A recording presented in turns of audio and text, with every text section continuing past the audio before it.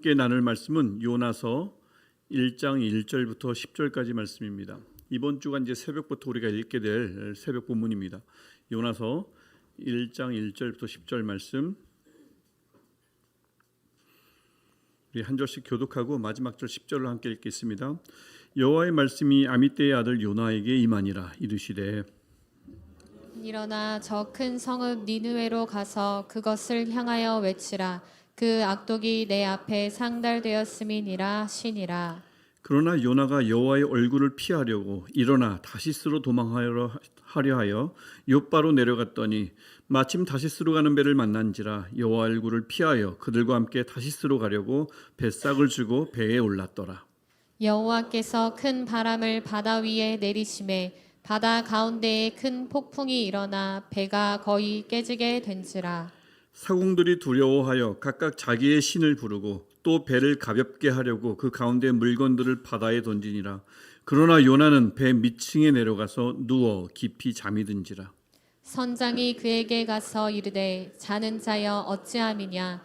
일어나서 내 하나님께 구하라. 혹시 하나님이 우리를 생각하사 망하지 아니하게 하시리라 하니라. 그들이 서로 이르되 자 우리가 제비를 뽑아 이 재앙이 누구로 말미암아 우리에게 임하였나 알아보자 하고 곧 제비를 뽑으니 제비가 요나에게 뽑힌지라. 무리가 그에게 이르되 청하건대 이 재앙이 누구 때문에 우리에게 임하였는가 말하라. 내 생업이 무엇이며 내가 어디서 왔으며 내 나라가 어디며 어느 민족에 속하였느냐 하니. 그가 대답하되 나는 히브리 사람이요 바다와 육지를 지으신 하늘의 하나님 여호와를 경외하는 자로라 하고 자기가 여호와의 얼굴을 피함인 줄을 그들에게 말하였으므로 무리가 알고 심히 두려워하여 이르되 내가 어찌하여 그렇게 행하였느냐 하니라. 아멘. 아까도 말씀드렸듯이 이제 이번 새벽부터 사실 어제 본문인데요. 오늘 본문은 이제 읽게 될 요나서 말씀은 구약에 있고요. 당연히 그다음에 이제 예언서 중에 하나입니다. 이제 부피가 작다고 해서 이제 소예언서라고 부르는 거고요. 여기 요나는 이제 주전 8세기 초 북이스라엘 시대에 활동했던 사람입니다. 선지자입니다. 그러니까 여로보암 2세라고 그 왕이 활동하던 그 다스리던 지금으로 따지면 2800년 전쯤에 그때 활동하던 선지자죠. 열왕기하 24장에 보면 나오는 이야기입니다. 그래서 이 요나서는 근데 워낙에 이제 어릴 때부터 많이 들었던 바라 여기 있는 내용들은 어느 정도 다 교회를 좀 다닌 분들이라면 아실 거예요. 하나님이 부르셨는데 요나가 도망을 가죠. 배를 타고 도망가다가 바다에 던져집니다. 그리고는 물고기 뱃속에 3일 동안 머물다가 살아나는 이야기. 이 이야기가 특히 이제 유년주일학교에서 워낙에 흥미진진한 이야기다 보니까 많이 거론이 되죠.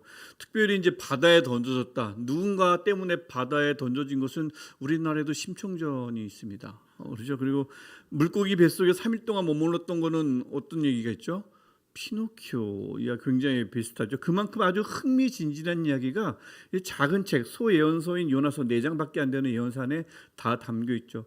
그만큼 하나님께서 이런 아주 극적인 이야기를 통해서 무언가를 전하고 싶어 하신 겁니다. 그러니까 요나서는 단순히 어떤 신기한 기적 이야기가 아니라 선지자는 도망을 가요. 도망가면 안 되는데 근데 하나님이 그를 끝까지 쫓습니다. 그를 끝까지 붙드십니다. 이 이야기가 4장으로 이루어진 요나서에 잘 담겨 있습니다.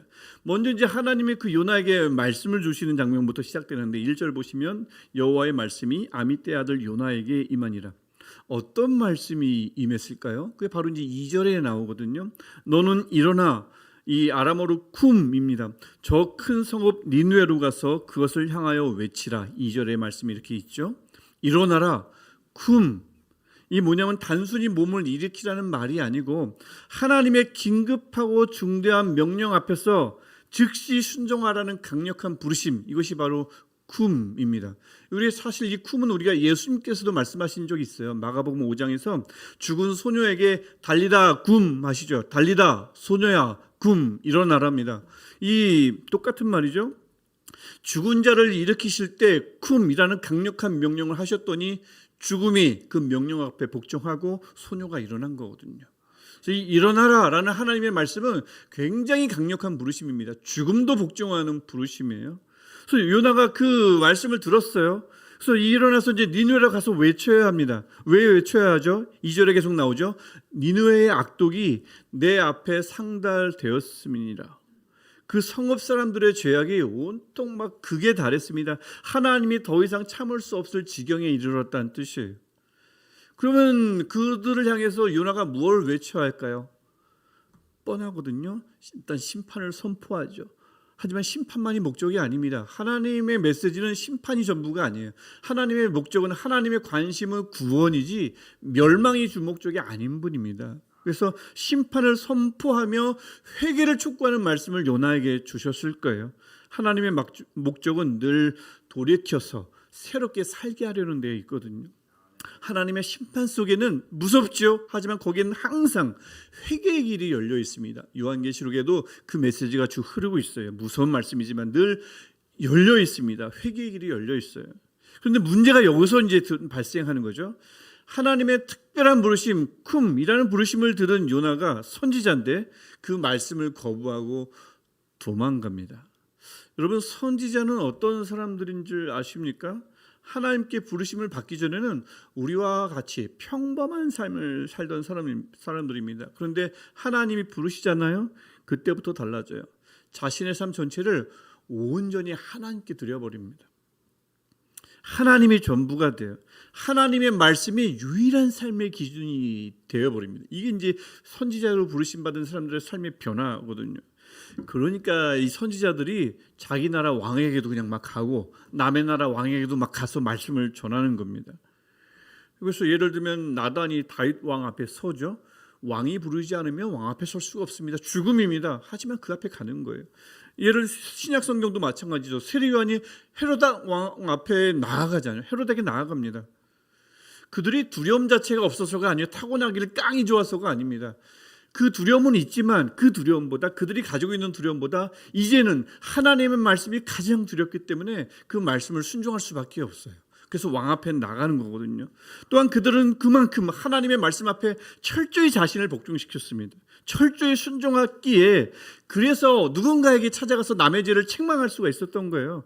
일반인과 별반 다를 게 없는 삶을 산다면 남들에게 가서 그렇게 살지 마라고 꾸짖는들 듣겠습니까? 대뜸 너나 잘해. 그러겠죠. 그러니까 우리가 이제 이런 선지서를 보면서 우리가 누군가를 향해서 우리가 선지자적 사명을 감당해야 되는 것 아닌가 그런 생각이 들 때가 있죠. 그럴 때마다 자신을 돌아봐야 합니다. 과연 나는 당시 선지자들처럼 남의 죄를 꾸짖을 만큼 말씀에 철저히 복종하며 사는가를 반드시 봐야 돼요. 사랑하지 않으면서, 용서하지 않으면서, 시기하면서, 판단하면서 성경에서 얼마나 많은 것들을 법으로 정해놨습니까? 근데 그것은 어기면서 타인이 법을 어겼다고 말할 수 있을까요? 하나님의 말씀을 가진 사람은 그게 안 돼요. 그게 안 됩니다. 내가 가진 것을 내려놓고 정말 하나님 한 분만으로 만족하는 삶을 정말 살고 있는가? 이것을 먼저 돌아봐야 합니다. 그래서 정의를 향한 선지자적 분노, 담대함 좋지요, 멋지죠. 하지만 그것을 따라하기 전에 그들의 철저한 자기 부인과 순종과 거룩을 먼저 배워야 합니다. 여러분, 요나가 다름 아닌 그런 선지자였어요. 그러니까 이 요나서의 첫 장이 너무나 충격적인 겁니다.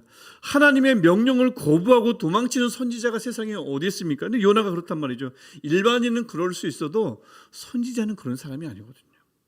대체 왜 그랬을까요? 그만큼 요나가 볼 때 니느웨가 싫어도 너무 싫은 거예요. 여러분, 니느웨는 아수르 제국의 대표 도시고요. 나중에 수도가 됩니다. 근데 아수르가 그 당시 어떤 나라였느냐?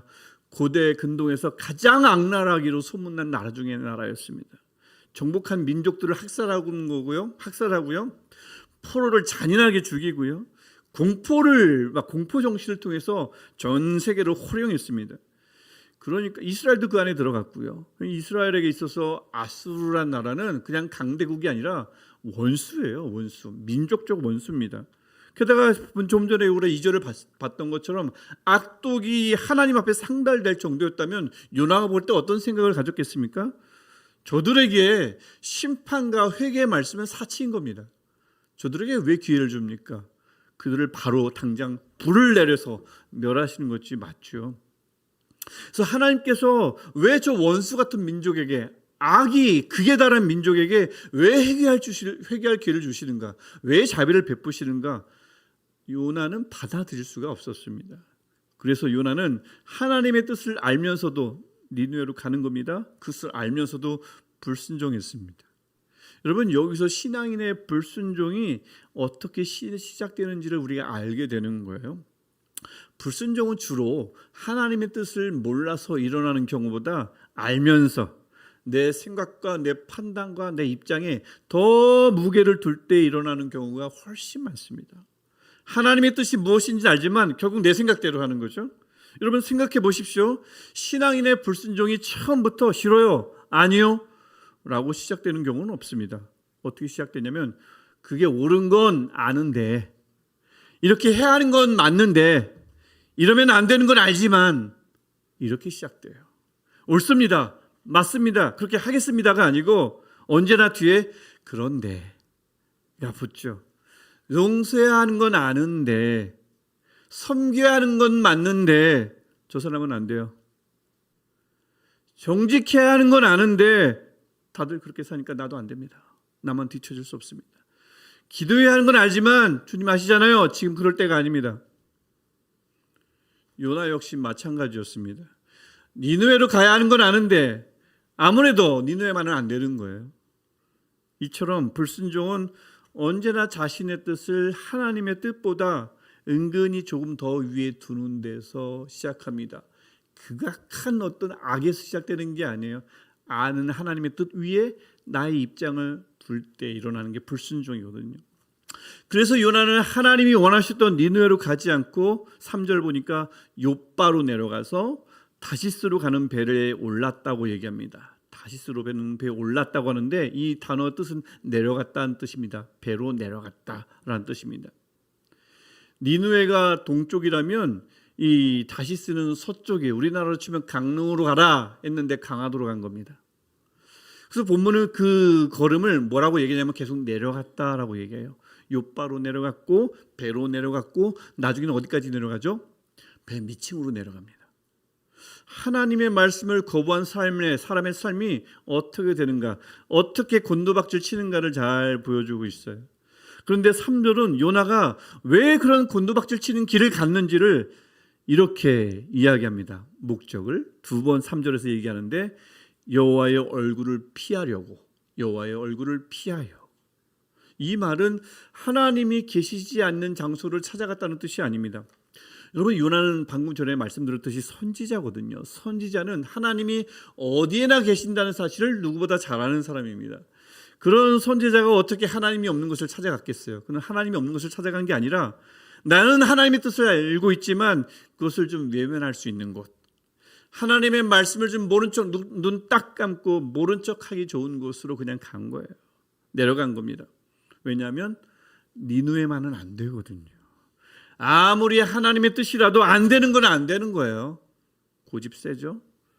하나님의 존재를 부정한 것이 아닙니다. 하나님의 뜻을 모르는 것도 아니에요. 다만 내 생각과 지금 내 입장이 하나님의 뜻보다 더 중요한 것뿐입니다. 그런데 그런 불순종한 요나에게 하나님이 하신 일이 굉장히 놀랍다는 거죠. 요나를 직접 때릴 만도 한데 절대 때리지 않아요. 병들게 하셨나요? 그렇지도 않습니다. 이게 오늘 본문의 굉장히 중요한 핵심입니다. 4절 말씀에 여호와께서 큰 바람을 바다 위에 내리심에 바다 가운데에 큰 폭풍이 일어나 배가 거의 깨지게 된지라. 하나님이 죄를 범한 요나를 치신 것이 아니라 아무 잘못 없는 그가 탄 배를 뒤흔드셨습니다. 죄는 요나가 지었는데, 하나님의 사람인 요나가 지었는데, 그 고통을 요나와 한 배를 탄 무고한 모든 사람들이 함께 겪게 되었습니다. 그들 모두의 배가 거의 깨질 지경에 이르렀다니까요. 여러분, 이 신앙인의 불순종은 이렇게 생각보다 훨씬 넓은 곳까지 영향을 미칩니다. 한 사람의 죄가 가정에 영향을 주고, 한 사람의 죄가 공동체에 영향을 주고, 한 배를 탄 사람들에게까지 한 사람의 죄가 영향을 미칩니다. 우리가 얼마 전 보았지만 아간, 한 사람의 죄가 수백만 명의 이스라엘 백성을 공경에 빠뜨렸잖아요. 딱 한 사람의 죄가 수백만 명을 침몰시킬 위기에 빠뜨렸다니까요. 위기로 몰아갔다니까요. 하나님은 그래서 이 풍랑을 보내시고 배가 거의 깨질 정도로 몰아가신 이유, 또 그렇게 해서 같은 배를 탄 이방인들 전체를 공포와 두려움에 빠지게 된 이유도 마찬가지라고 하는 겁니다. 그게 다 니느웨를 향한 하나님의 뜻을 알면서도 거긴 안 된다며 회피한, 도망간 하나님의 사람 요나 때문이라고 말씀하는 거예요.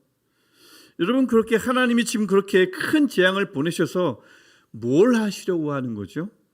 배를 정말 침몰시키려고 하는 걸까요? 아닙니다. 불순종한 요나를 죽이시려는 걸까요? 그것도 아닙니다. 해야 하는 건 알지만 하지 않겠다는 요나의 마음을 먼저 돌이키시려는 겁니다. 무슨 뜻입니까? 요나에게 아는 것을 지금 행하라고요. 들은 말씀에 지금 순종하라고요. 그렇게 해서 다시 부르시는 겁니다. 그래서 하나님은 큰 풍랑을 보내신 거고, 그가 탄 배를, 많은 사람들이 탄 배를 거의 깨질 지경까지 몰아가신 거예요. 그러니 이걸 이방인들이 뭐 짐을 버리고 자기 신을 부르짖는다 해서 될 일이 아닙니다. 문제의 중심인 요나가 돌이켜야 풍랑이 멈추는 거고, 문제의 핵심인 요나가 돌아와야 배도 사람들도 살아나는 겁니다. 근데 그 와중에 하나님의 사람 요나는 뭘 하고 있었죠? 5절 말씀에 배 밑층에 내려가죠. 누워 깊이 잠이 든지라. 아무리 하나님의 뜻이라도 안 되는 건 안 된다는 마음으로 누워 깊은 잠에 빠졌습니다.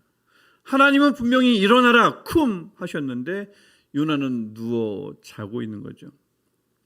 그런데 더더욱 놀라운 건 그 하나님이 그 불순종하는 요나를 포기하지 않으세요. 이 하나님은 포기라는 걸 모르셔요. 그래서 그를 끝까지 참아주셨을 뿐만 아니라 차근차근 그를 일깨워 주십니다. 사실 4장에 가야 요나가 완전히 깨져요. 여기서 이제 시작이 됩니다. 깨우치기 시작하죠. 먼저 풍랑을 보내셨죠. 그래서 주변의 모든 환경을 통해서 요나를 다시 부르시는 겁니다. 그것으로도 안 되죠. 제비를 뽑게 하십니다. 7절 말씀이에요. 그래서 재앙의 원인이 배 선장 아닙니다. 선원들도 아닙니다. 하나님의 사람 요나임을 깨우치게 합니다. 그게 7절 말씀이고요. 또 10절 말씀에 다른 선지자의 입을 통해서가 아니라 이방인의 입을 통해서 요나를 깨우치십니다. 10절 말씀 보시면 내가 어찌하여 그렇게 행하였느냐. 하나님의 말씀 같죠. 이방인의 말입니다. 하나님이 이방인의 입을 통해서 하나님이 말씀하신 거죠. 그런데 11절을 보니 바다가 점점 흉흉한지라 하나님이 바다를 더 거세게 흔드셨습니다. 그러자 이방인들이 또 물어요. 11절. 너를 어떻게 해? 요나 너를 어떻게 해야 바다가 우리를 위하여 잔잔하겠느냐? 어떻게 해야 이 세상이 좀 잔잔하겠느냐? 우리 공동체가 어떻게 해야 잔잔하겠느냐? 그때서야 요나가 깨닫습니다. 이 모든 게 하나님의 말씀에 불순종한 자신 때문임을 인정합니다. 12절 말씀이 그거잖아요. 너희가 이 큰 폭풍을 만난 것이 나 때문인 줄을 내가 아노라 하니라. 배 전체가 무너질 위기에 빠진 이유가 니느웨의 죄악 때문도 아니고 선장 때문도 아닙니다. 선원들 때문도 아닙니다.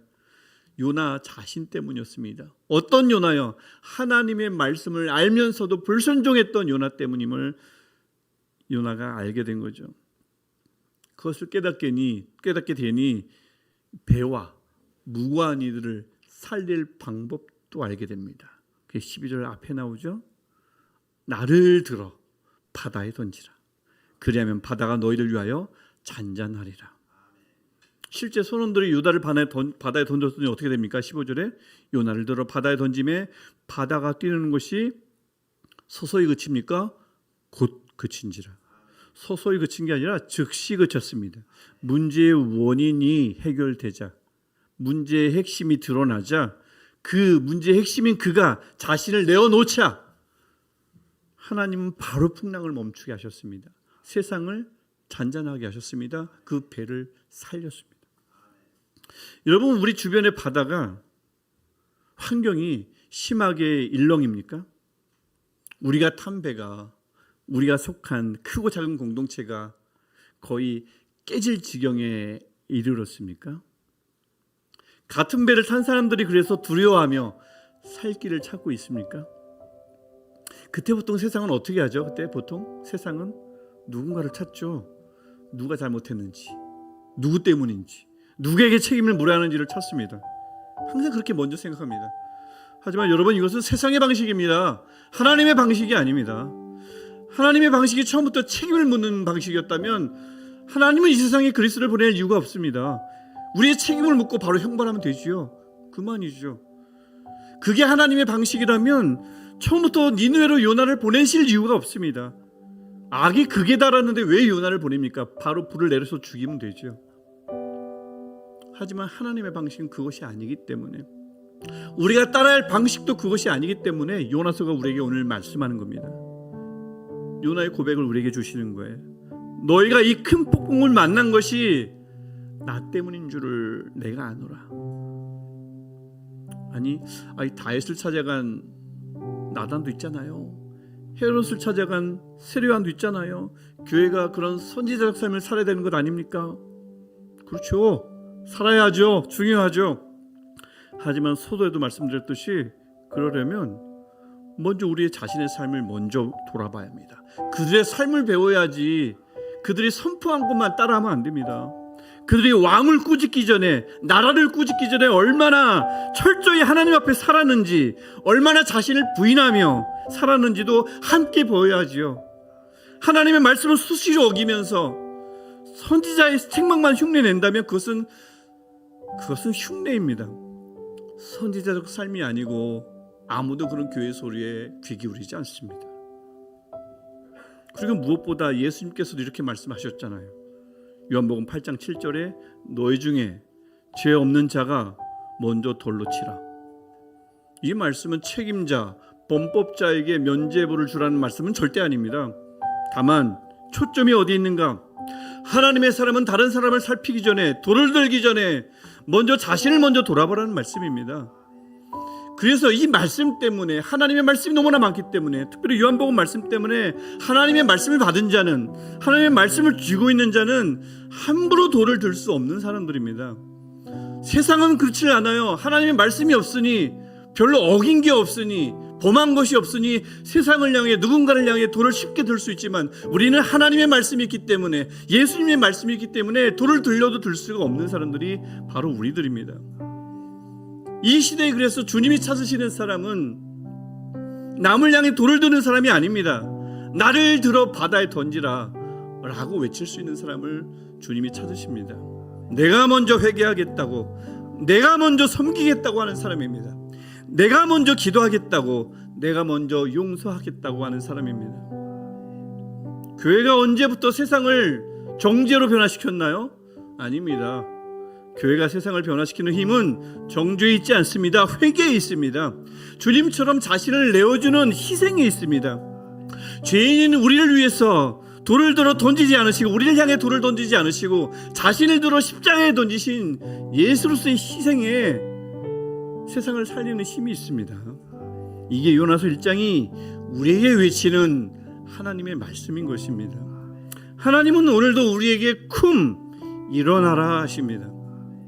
니느웨와 같이 악독이 하나님 앞에 상달된 세상을 향해서 하나님의 뜻을 다양한 방법으로, 나의 삶으로, 나의 말로, 나의 언어로, 나의 얼굴로, 나의 삶의 방식, 표정으로 전하라고 하십니다. 그렇게 총체적인 방법으로 빛과 소금이 되라 하십니다. 물론 이런 삶이 결코 쉽진 않죠. 그래서 우리도 요나처럼 하나님의 뜻을 다 알면서 내 생각과 내 입장을 앞세울 때가 종종 있습니다. 말씀에 적혀 있는 건 아는데, 그렇게 살아야 하는 건 아는데, 지금은 안 됩니다. 그들은 안 됩니다. 그 사람은 안 됩니다. 할 수 있죠. 그럴 때 하나님은 요나서에 있는 말씀처럼 큰 폭풍을 일으키셔서 우리 환경을 뒤엎으셔서, 우리 상황을 뒤엎으셔서 우리 모두가 담배를 흔드시며 거의 깨질 지경까지 몰아가실 수 있는 분이십니다. 니느웨같이 약한 이들 때문도, 어느 누구 때문도 아니라 불순종하고 있는 하나님의 백성, 겸비하여 하나님 앞에 물 꿇지 않는 하나님의 교회 때문에 그렇게 행하실 수 있는 분이 우리 하나님이신 것입니다. 하지만 중요한 건 뭡니까? 그 모든 건 우리를 멸하시려는 게 아니라는 사실이 있습니다.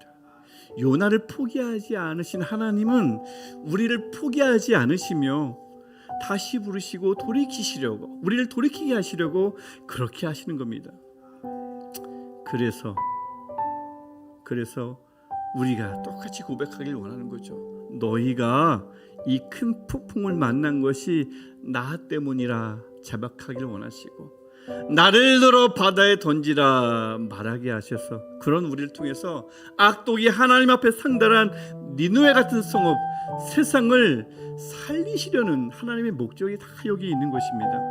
이번 한 주도 요나에게 쿰 일어나라 말씀하셨던 하나님이, 하나님의 얼굴을 피하려던 요나를 끝까지 찾아가셨던 하나님이 오늘도 다양한 방법으로, 이번 한 주도 다양한 방법으로 우리를 찾아오실 것입니다.